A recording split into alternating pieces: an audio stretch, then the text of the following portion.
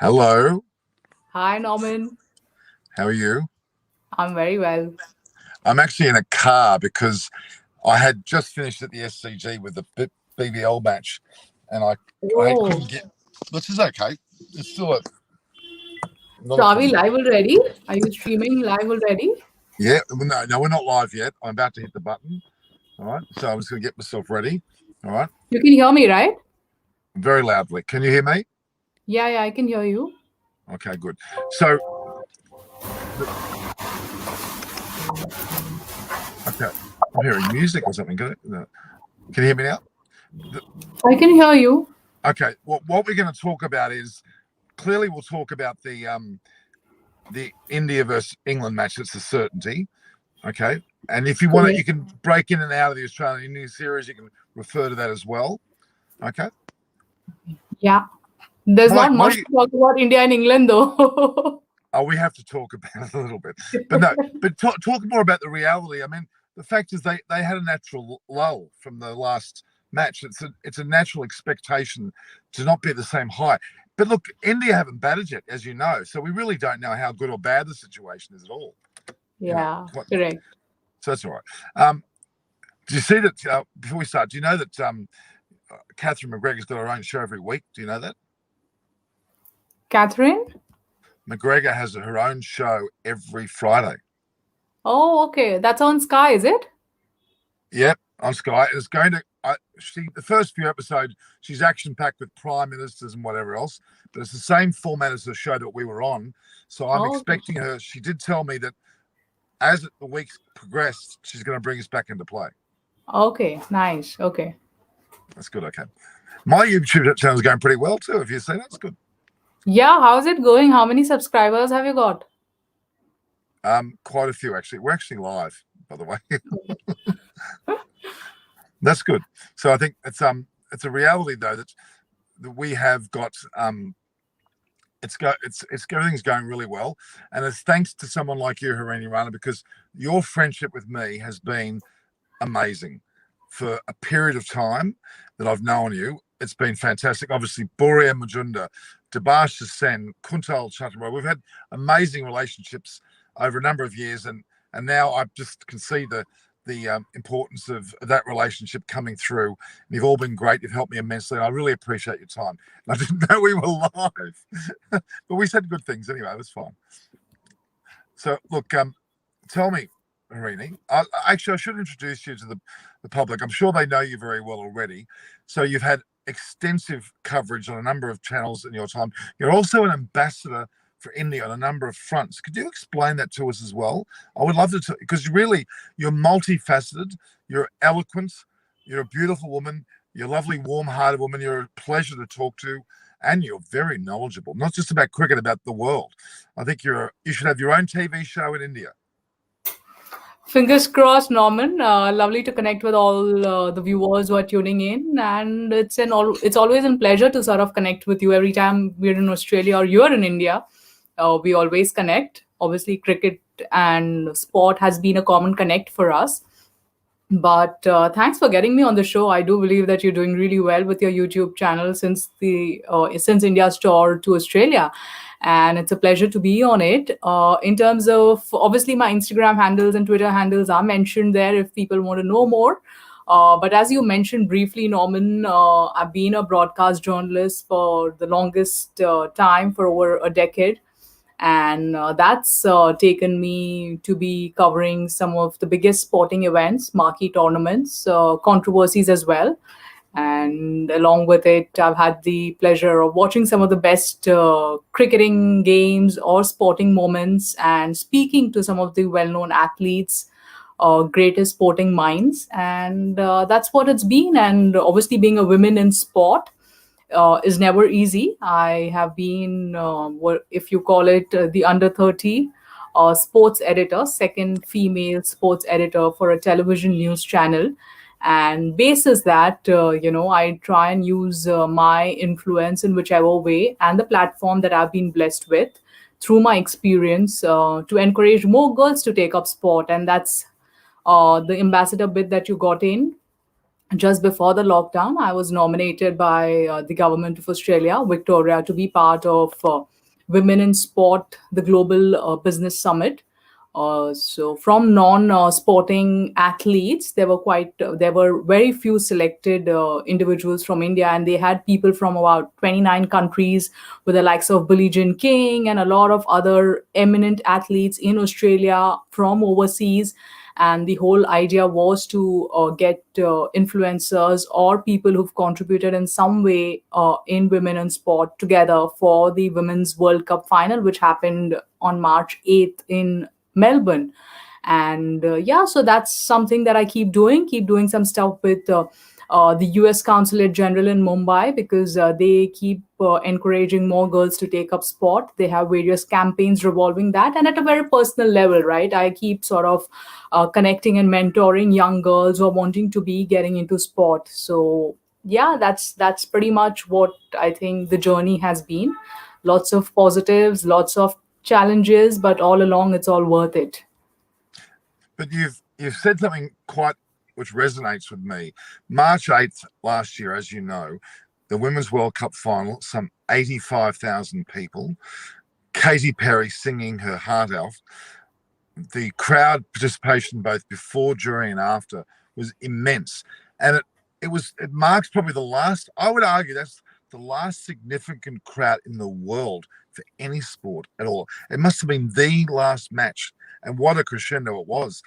It's sad that we've had to stop that in a lot of parts of the world. Certainly not Australia, as I think I may have alluded to earlier. The Big Bash League today, Big B, BBL 10, had a 75% capacity, which means roughly 30 odd thousand people. I just left there a short while ago. They were still coming out. Families, we had to wear masks to enter and to leave and to move from location to location. But once you were seated, masks came off, and it felt like old times. It felt to me a little bit like the March 8th event that you attended as well as I. It was superb. It was a great return. Now, obviously in India, COVID-19 is still quite, I'd argue, serious. I don't think it's getting any better by what I'm hearing, unless you can tell me more. The Chennai Test match, which we saw today, in its second day, had no crowd. The second test, they're saying, or Debashis is telling me he might be travelling, for example, for extra time to the stadium. And then obviously the third match, which is a day-nighter in Ahmedabad, which there will be potentially a crowd there. Have you heard anything more about that?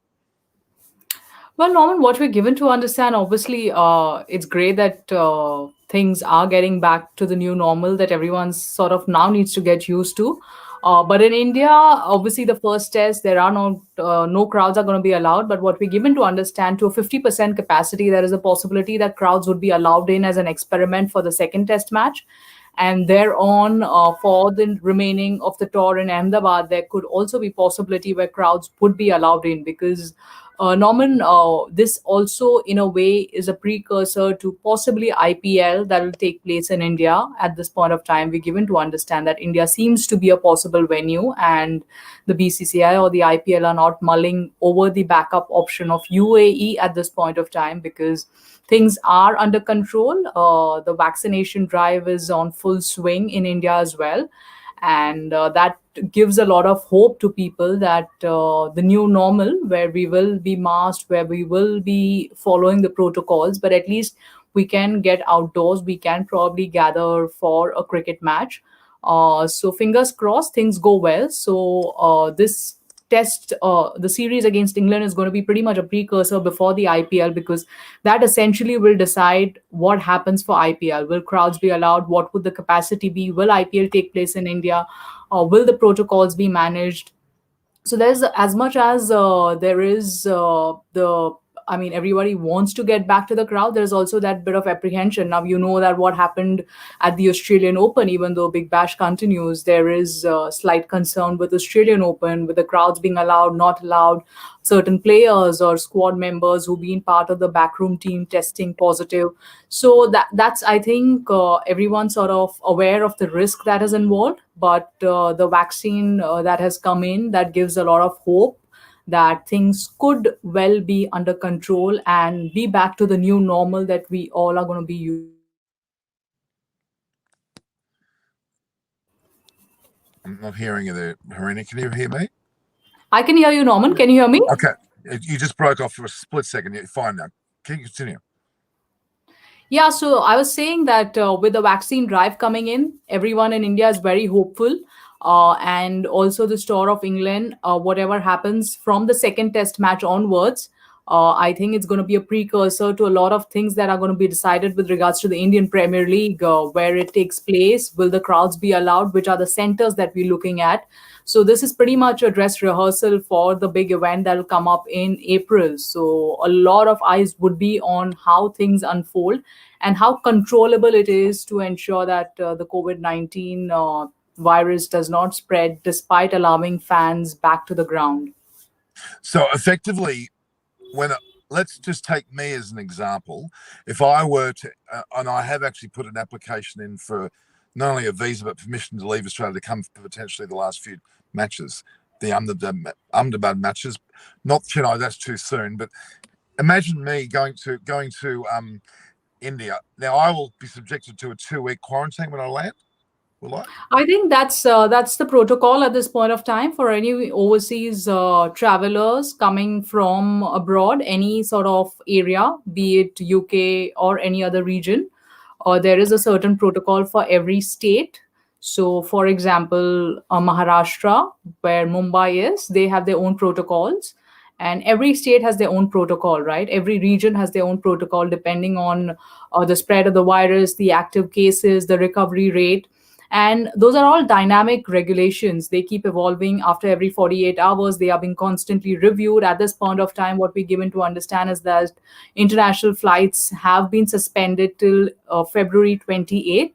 So, unless and until it is a medical emergency or an essential travel, only then people would be allowed. Obviously, there's a regulation and a protocol put in place to get those permissions in clear to get onto those flights, which are very limited.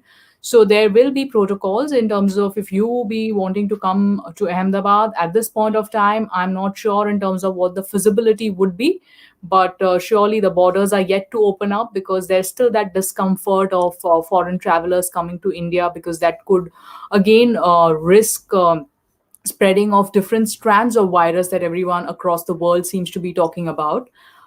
International travelers at this point of time, I am not too sure that would be allowed. But if people who belong to the country return back home, then they have to have a 14-day quarantine. But that also varies with every region. Some go 7, some go 14. Okay. So the so-called restriction is February 28th, you've just said, which means no one at this point can enter India unless it's essential travel until that date. Is that right?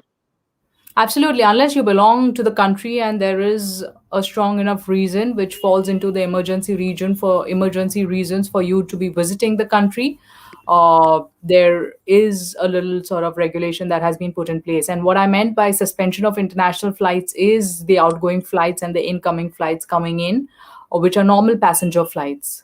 Right. Obviously, the travel between India and UAE is resumed, and it's pretty sort of normal at this point of time. But there are protocols. Before you get onto a flight, you need to be COVID negative. Once you alight from the flight in UAE, before entering UAE, you'll have to undergo another COVID test. And if you test positive, then you have to have a self quarantine. So there are regulations put in place. But unless and until it's emergency, as they say, no travel is at this point of time allowed. Okay. What about between states? Like, for example, I'm using Debash as my example. If he goes from where he's located in Kolkata and he wishes to go to, firstly, Chennai or Morsa Ahmedabad, he can do that form of travel. Yes, I think that is allowed. Every region has their own protocol. So if somebody is coming from Ahmedabad to Mumbai, the current protocol states that a passenger who's traveling from Ahmedabad or any other region in Gujarat, where Ahmedabad falls in, coming into Mumbai, which is Maharashtra, another state, you need to have a COVID test result, which has to be negative. And if you Okay. don't already have a COVID test result which is valid, then you have an option of getting the test done at the airport and they inform you whatever the result is. But yes, interstate transport is allowed. you are allowed to take flights from one state to the another one. And there are some states who have their own protocol. Like I mentioned, I'm not sure.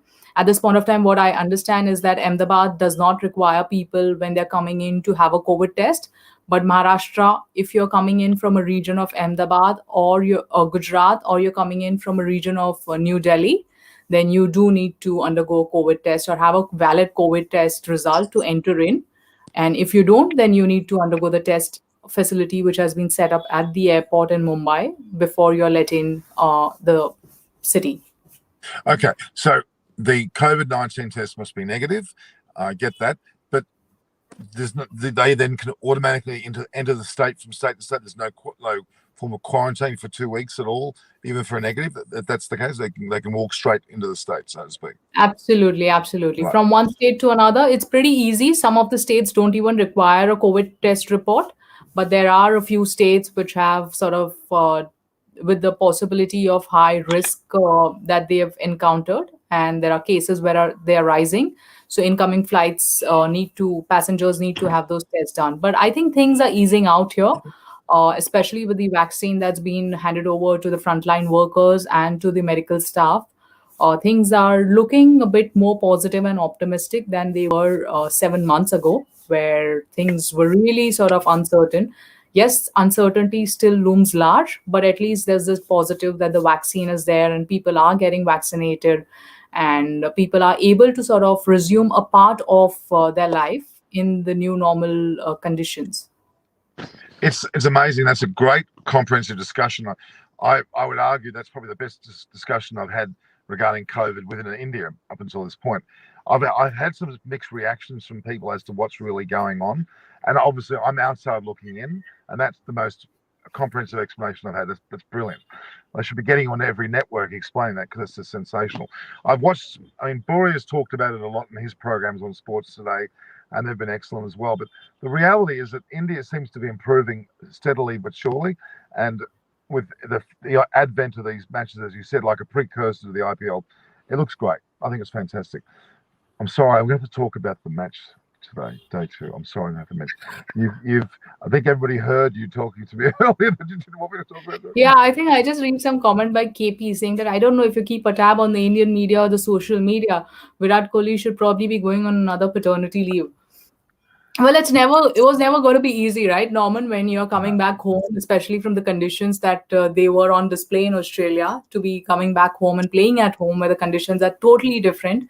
The deck is probably as flat as you probably can find anywhere else. You were hoping that the spinners could play a part. That's why 3 spinners in the Indian lineup.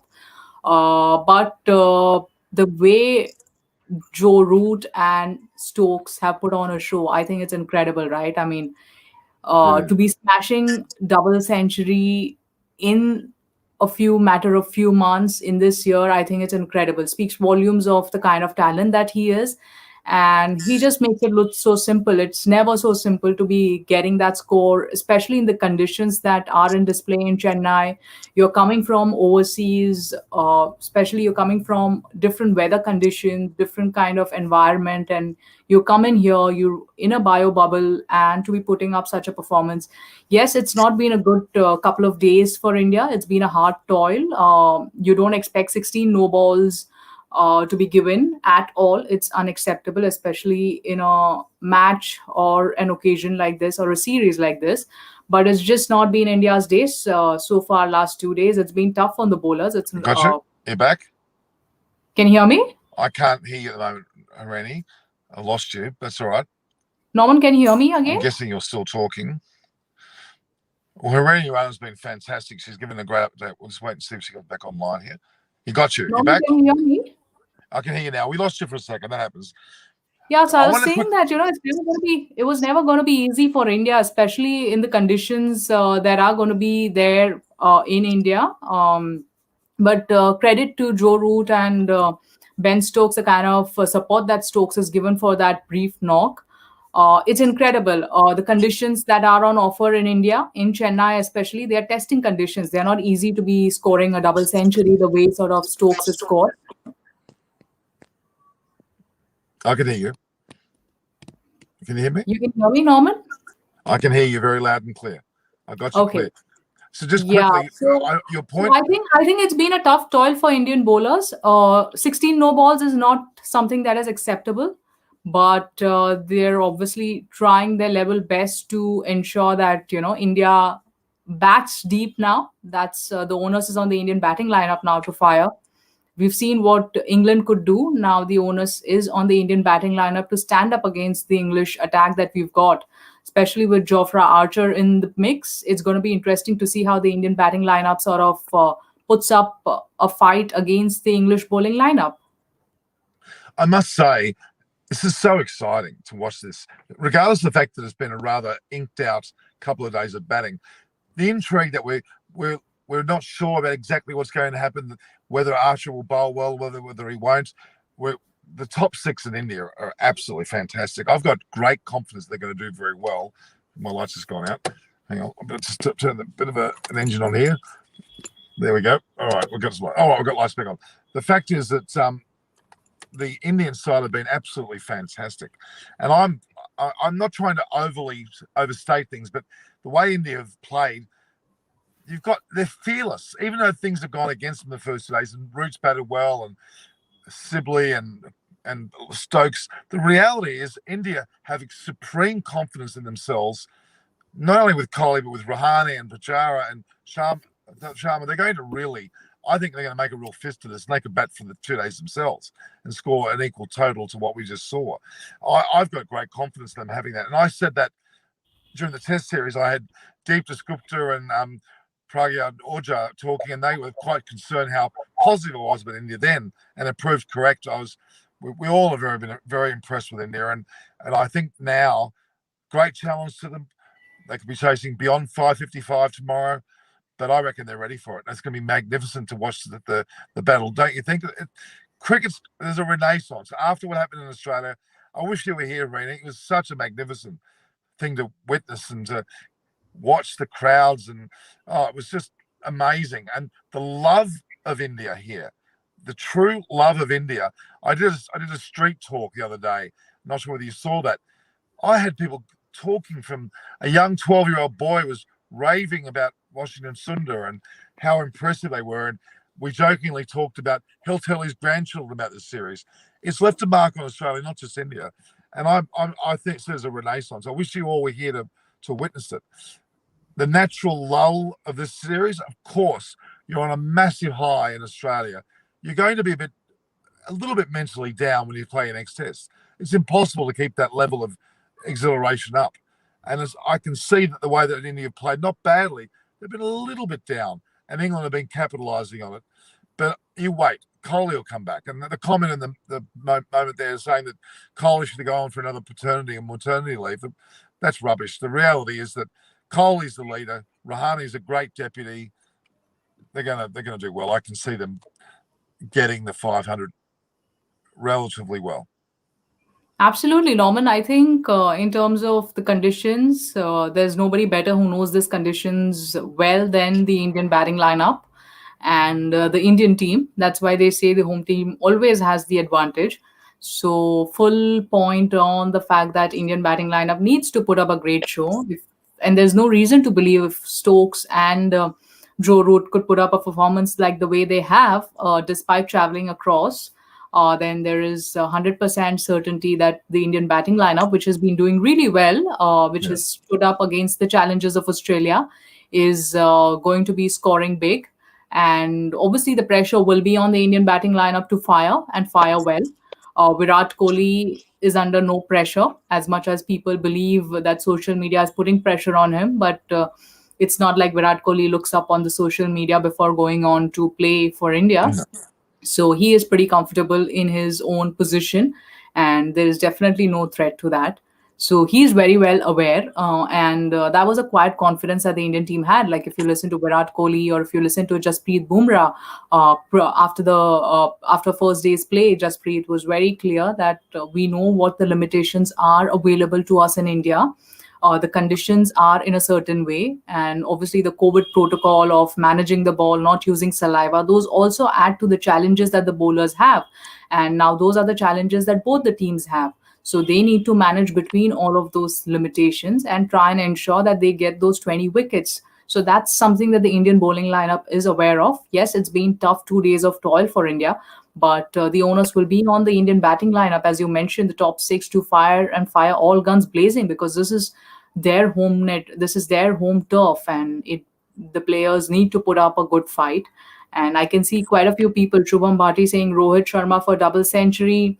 Of course, Rohit would be hoping that he's come back from injury in Australia, could have done better in Australia, but he has stood up as somebody who contributes, not only as a batsman, but also he has those leadership skills to contribute and motivate players. So he plays a huge role in that Indian batting lineup, and he knows that he needs to deliver. I am just going to be, Norman, taking through a few questions that are coming in. Sure, Stephen John sure. has asked why Indian bowlers are struggling to take wickets against England. I think, Stephen, it's not like Indian bowlers, the quality has dropped. They are still the same bowlers that fired up in Australia. The conditions are different. It was never going to be easy, especially the conditions in Australia vis-a-vis the conditions in India. And also, as I mentioned, they're managing with the COVID protocol and the limitations of the pitch that is on offer. So it's going to be challenging. It's not going to be easy. And especially if you look at the kind of batsmen they're up against, they're quality players, Joe Root, they're quality players, Ben Stokes, and the other players as well. So England has good players, India has good bowlers, but it's a matter of time when the Indian bowling bowlers figure out the length that they need to sort of put in and bowl in India to get those wickets. Raj Manish is saying, I think Indians should play more in Australia than in India. Well, the series would want us to believe that, but it's never been easy to play in Australia. And Raja Manish, let's not forget, home advantage is always special.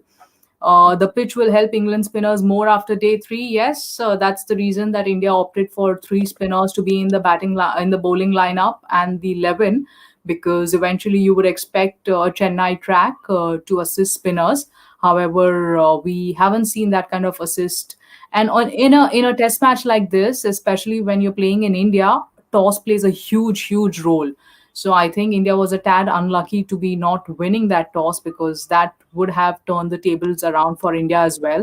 So that's something that is going against India.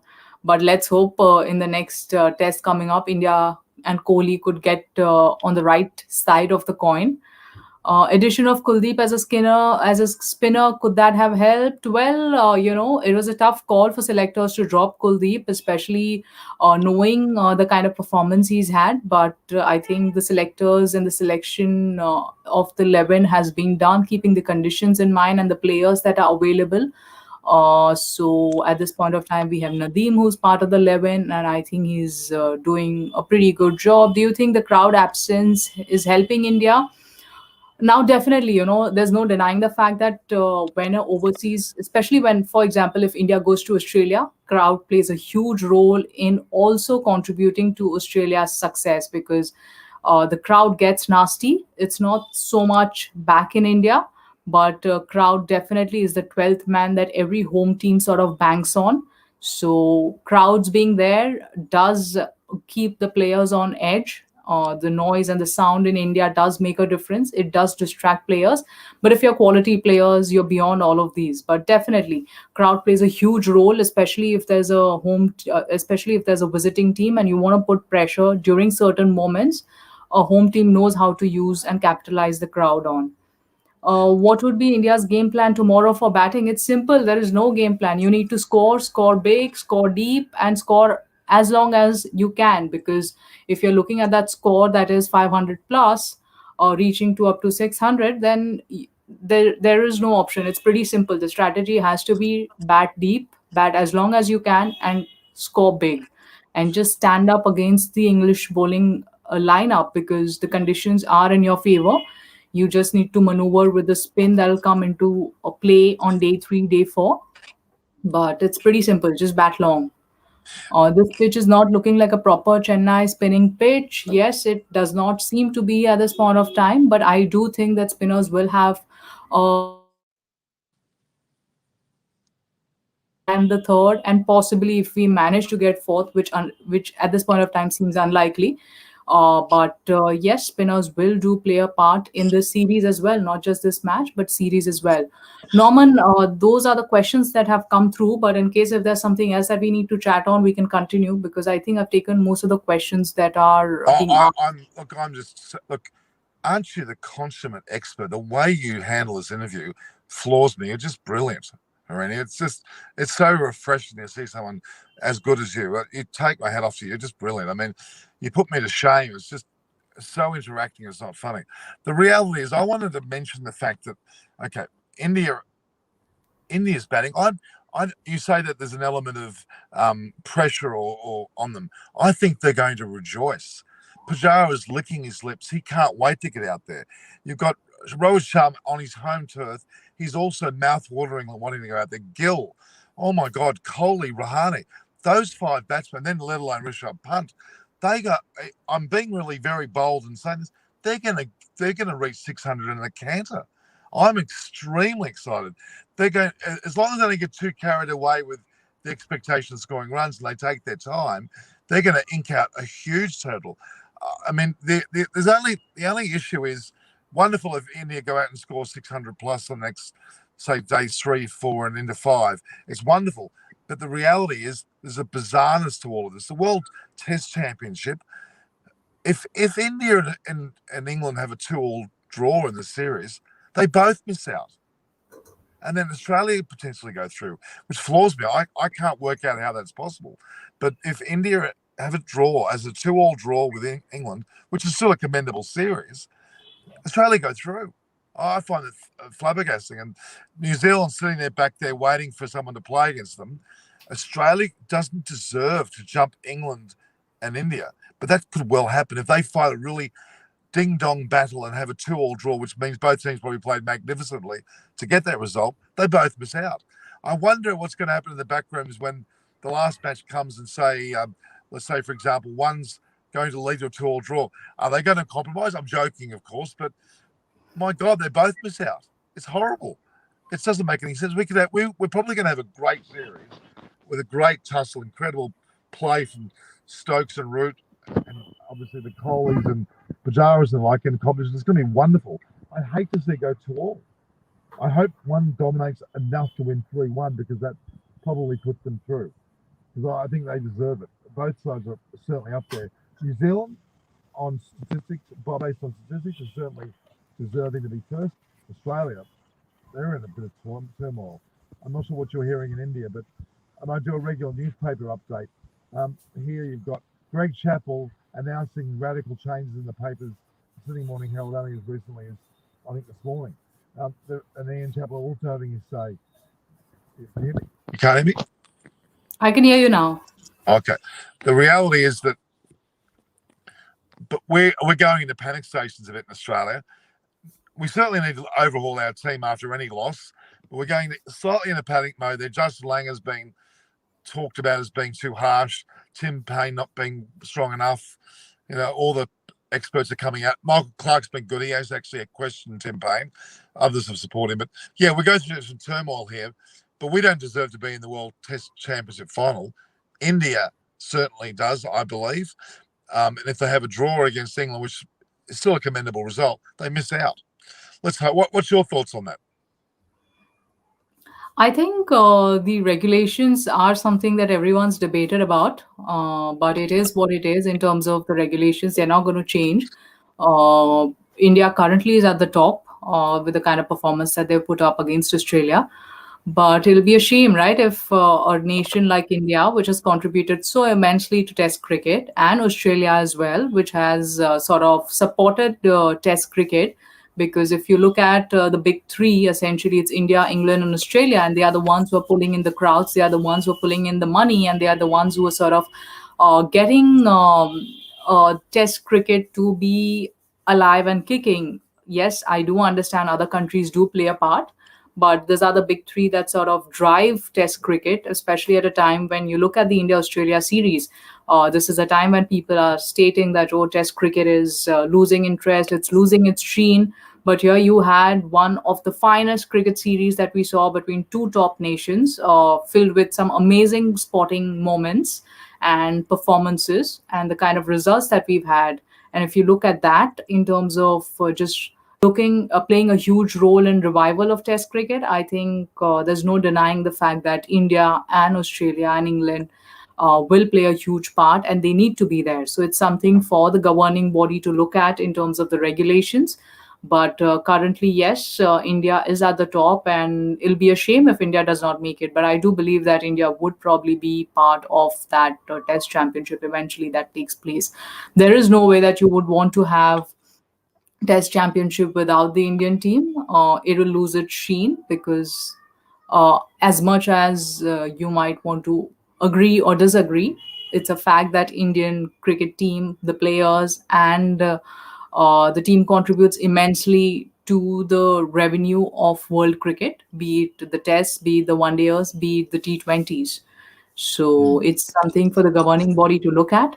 But I would still believe that with the test series that we have on hands, India would make the cut. Oh, look, I'm expecting India. My prediction was 3-0 with a draw, and we might see the draw in the first match, which I didn't expect. But I think India are still very. I mean, we haven't seen India bat yet. We're talking a bit doom and gloom a little bit, but I think there's a lot. I think Akash is asking a question, ma'am. Do you think the number of DRS should be increased? I think India needs to just get better at DRS. That's always been a concern for India since MS Dhoni has not been there. So India just needs to get better at the review system. Yes, Rishabh Pant is there. He is sort of making every effort possible to be behind the stumps, but he needs to get that experience and confidence with himself to make those judgment calls which Dhoni would make. Because I think there is nobody better in the team to take the DRS decisions as much as the wicket keeper. So I think that's an additional responsibility that a wicket keeper now needs to learn in terms of to go for it, to not go for it, and what are the areas that you sort of crack DRS. So that's something that India needs to crack. It's been something that they've been struggling with for a long time. So India better get their act together to get the DRS, because I think there's if you increase number of DRS, the game's just going to go on and on, especially in a test match, in a situation like we are in India, where we're probably staring at a draw right now. So in those conditions, you don't want to sort of increase the game time or play time. People That's are true. getting upset for not selecting Kuldeep, but there must be some reason for not including him in the playing 11. Absolutely, people have different opinions, but this is what the team selection thought was the best possible option, and they went with this. Obviously, if Akshar Patel was not injured, things could have been different. He would probably be part of that playing 11. But Don't you DRS think? should be Don't you think he's introduced. unlucky though? Don't you think he's unlucky? I mean, he sat rather calmly in the Australian series, didn't get his test opportunity there. Not that you do things out of sympathy, but I'm just a bit No, sad. absolutely. I think it must be hurting him really bad. I mean, if Akshar Patel was not there, the first person that anybody would have gone in with was Kuldeep Yadav. When the first thing that I heard on the morning of the test that Akshar Patel is ruled out, my first thought as well went back to the fact that Kuldeep could be drafted in. But obviously, the selectors or the captain and the selection committee of the team thought otherwise because of the conditions that are on offer. But definitely, Kuldeep would be pretty disheartened with this decision that has been taken by the committee or the team members.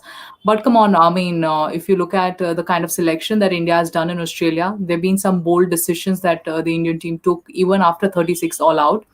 And that's the reason you have the captain and the coach to be speaking to the players, to make them understand and give them clarity on what their role is, what the team is expecting out of them, and what were the reasons that a certain player was selected with these conditions on offer. And that's something that's being done seemingly well from what I am given to understand since Ravi Shastri and Virat Kohli or Ajinkya Rahane was in charge in Australia. So that is the onus on the captain and the coach to ensure that the player does not lose confidence. And this team seems to be a tight knit team which is aware of everyone's role that everybody plays, and what the profile of each and every individual player is, and what are they expected to be doing when they are in the playing 11 or when they are not part of the playing 11. It's exactly. Look, it's. I think you're being somewhat diplomatic. I'm a little bit stronger with it. I think that they've done fantastically well, especially in Australia. Their flexes were magnificent. They did a fantastic job. But I think they made a mistake here. I think they have. Nadeem shouldn't have been selected. Kuldeep should have been selected. That's why I would have surely gone with Kuldeep because, as I mentioned, that was my first reaction when I heard Akshar is not yeah. part of the 11 and he's injured. That was my first reaction that Kuldeep should have been drafted in. But obviously, we are not the decision making authority. No. And I understand that India would probably be the kind of score that England has put up. They might be regretting their decision, but there's only that much that you can do in hindsight. And True. the thing is that you look forward to Indian batting lineup doing well. I don't see a result coming in to this test match unless something dramatic unfolds on day 4 and day 5. But at least going into the Ahmedabad test, I know that there would be some sort of changes in the playing 11 that will come up for the Ahmedabad test. Can I just make a point? Kohli messed up everything. I think a lot of people are getting sort of having a go at Virat Kohli. Dropped catches really hurt past 2 days. What is the reason for roaming? Oh yeah, so many dropped catches. I totally agree with the kind of performance that we had in Australia and the kind of performance that we're putting up here with the fielding. It's a tad bit of concern, but it's not been easy. Like being in bio bubble and staying in this whole setup of bio bubble. You spare a thought for these Indian cricketers. They've been pretty much living in and out of a bio bubble since what, September or August, July, in fact, July or August of this last year, which means they played the IPL and bio bubble, finished IPL. Players who were part of the Australian tour left for Australia again in bio bubble, which means you're pretty much from the ground to the hotel, back to the ground, back to training. That's pretty much a life, and we all have experienced how tough it gets, right? Just to be at home and just to not step out, it gets frustrating for every individual. And here you are looking at international athletes. Yes, it's their job to be giving their 100% and being mentally present there and being mentally sort of strong enough to deal with the situation, but it's never easy to be in a bio bubble. And I think a couple of bad days does not make you a completely horrible fielding side. We've seen the good that's been put in by the fielding coach R. Sridhar, and we've seen some of that outstanding performances in Australia. So let's not sort of. I still do think that catches win you matches, but maybe it's too early to sort of criticize and say that Indian team is not doing well as a fielding team. If you look at the Indian team 10 years ago and if you look at the Indian team now in terms of fielding, if they were at 1, right now they are at probably 8.5.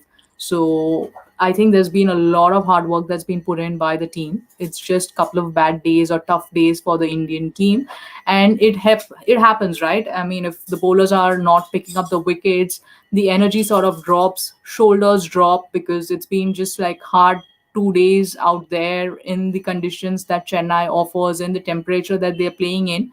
It just gets to you. So it's just about Indian team going back to their hotels and starting fresh on day 3. Somebody is saying Virat Kohli scores a double 100. Everyone's hoping that Virat, Rohit, everyone scores a double 100.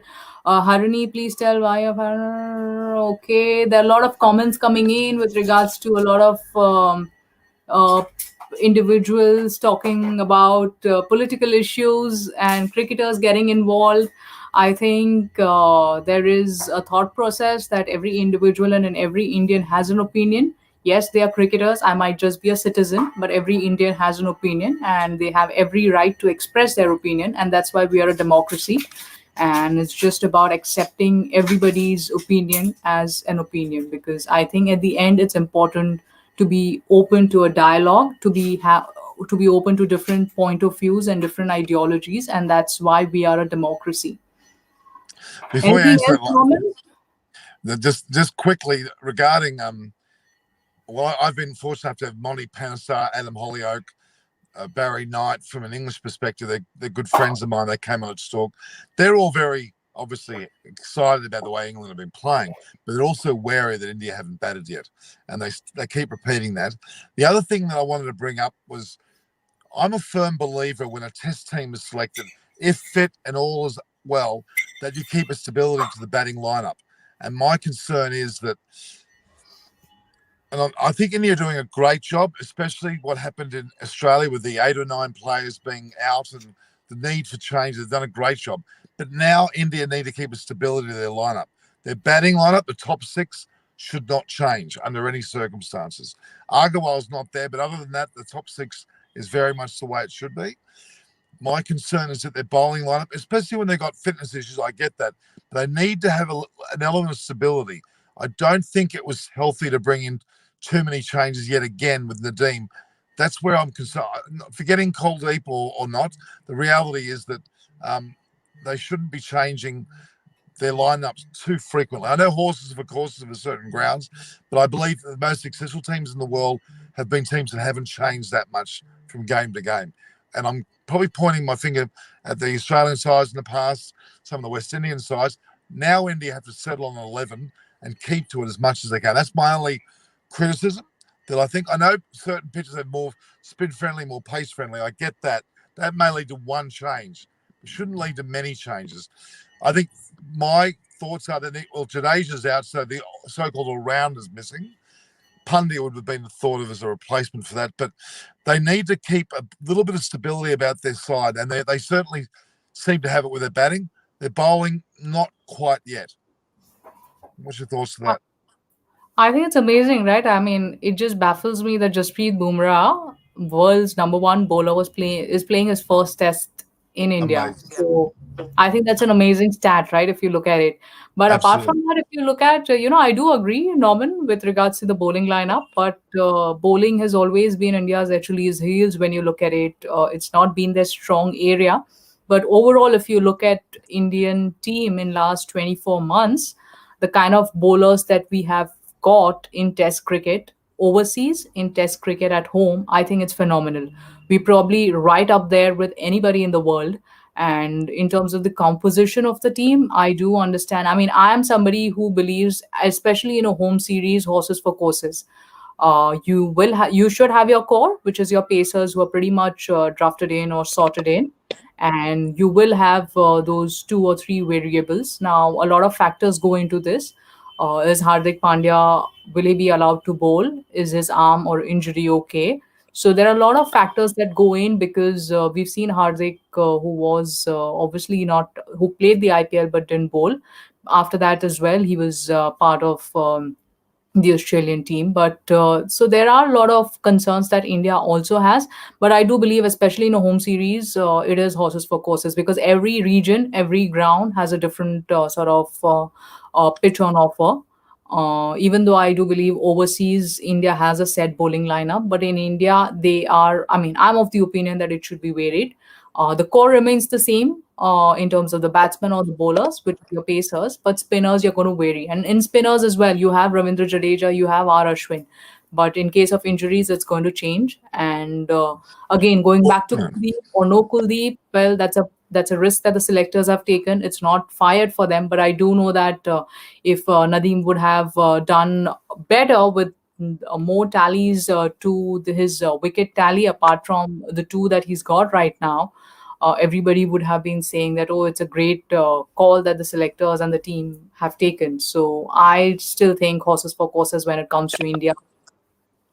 That's a very good summary. Yet again, Harini, you astound me. Your articulation of the way things are is beyond reproach. Only Buria matches you, in my opinion. There's some very good commenters around. Harsha Bogley, yes, certainly, but you are right up there. You should be utilised a lot more. Norman, you've got some great fans in India. Some Adarsh is written east or west. Norman is the best. So you've got like the biggest fan following, yeah? I think he might be my cousin. That's all. I'm not sure. Okay, No, look, KP is really getting agitated. Kohli has been doing silly things for some time. He's benched Perth, Pant, Gill in Australia. Somebody else is talking about Kuldeep. New batsmen will need to bat for 2 days. Only draw is the conclusion. Yes, guys, fingers crossed. Let's hope the series goes better. We have a better result in the second test match because going by the way things are on this track in this test match, it looks like draw is a foregone conclusion unless something dramatic happens in the second innings for England or second innings for India. I don't see fourth innings being played here. But as they say, cricket, nothing is over. Never say never till the last delivery is bowled. So that's the beauty of the sport, isn't it? We assume things Yeah. and suddenly something else happens. We love Just quick, Norman. Katie just says we love Norman. Norman, you've got like huge fan following probably in India than in Australia. No wonder you thank you keep for that. supporting the Indian team and not Australian team, which is your home country. But I've always called myself unbiased, and I'm loving the way India are playing, and they deserve all the accolades they're getting. It's interesting though that you talk some incredibly in-depth discussion there. I still believe that India's team now is very settled in the batting order. The top six should not change. They need to keep that lineup and give it a complete go for the entire Test series. A draw is probably the result of this match, but I think that's unfortunately a loss in India's terms because India have been so good. They should have easily won this, but it hasn't quite worked their way so far.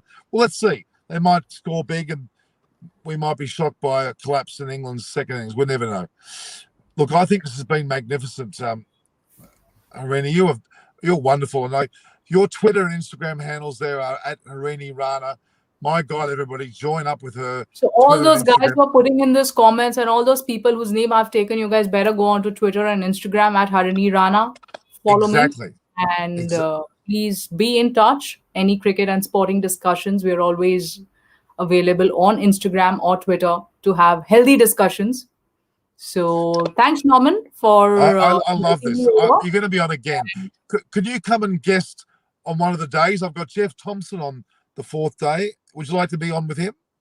Absolutely. Does Jeff Thomo allow anybody to speak? I will try because I've chased him for interviews in Australia and he's a great guy. He's got great humor. And yeah, why not? All right, that's the fourth after the fourth day's play, about the same time, a bit earlier That's than what day we've done after, today. right? That's day after on Yeah, Tuesday. exactly. Yep. Sorry, on Monday. It's the fourth day. What's today? Today's Saturday. It's the second day. Yep. So yeah, it is Monday. It's Monday. Fourth Monday. Look forward to post speaking game. to Jeff. Post game. Jeff will be on. Sure. We'll get you on with him. All right. Okay. Thanks, Norman. Thanks And for to your all time, who Harini. have tuned in, thank you very much. And we'll be connected to Instagram and Twitter at Harini Rana. And thank you, Norman. We'll see you soon on Monday then. Thank you. Well, you're on for sure. Everyone would like to thank Harini for her time. This is Norman Kochnick here on Eyes on Cricket with Norman Kochnick. I couldn't have thought of a better guest. I'm tickled that she's been on my show, and we're going to bring on more and more. Thank you, Harini. Thanks for your time. All the best. Thank you.